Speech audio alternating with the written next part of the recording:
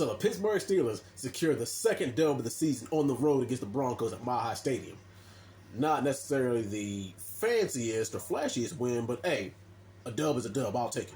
First off, I'm glad the Pittsburgh Steelers have shown that they can milk that clock. Time of possession has been our friend. We've shown that we can set the pace for a game, and that the longer that we can keep the ball out of the offensive side of the ball's hands, the better. Second, and this is my favorite thing to talk about, the Pittsburgh Steelers has shown that the running game continues to be the best way to move the ball. Not saying that we don't have a good wide receiving core, it's just that our wide receiving core is one-dimensional. We can't just keep throwing deep balls to George Pickens and think that's going to suffice, especially later on in the season, because a lot of defenses are going to get wise to that and start to key in on George Pickens.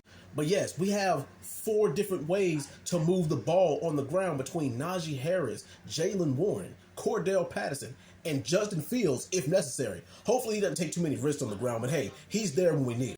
And third, last but not least, the defense. The Pittsburgh Steelers defense. Need I say more? And of course, there was questions about how good the secondary was going to be. We all know how good our front seven is, but that secondary is more than rise to the occasion, and I'm proud of them for that.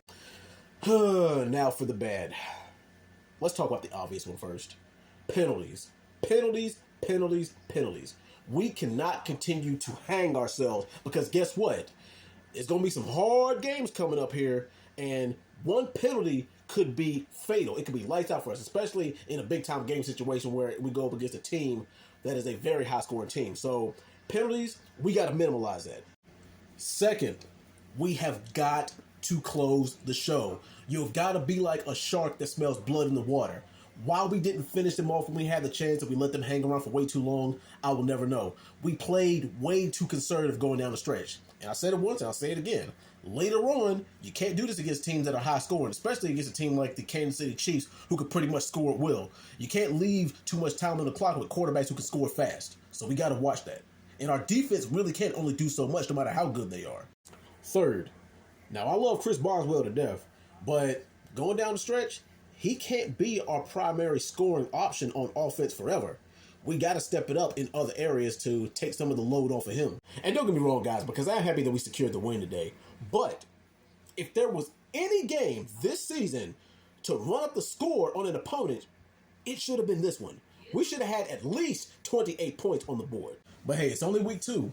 We still got plenty of time to clean up those little mistakes and become a better football team. And not to mention, the more wins we stack up right now, the better, because we got a long, difficult road ahead of us. But anyway, still secure the win, 13-6 against the Broncos. What do you guys think? The good, the bad, and the ugly?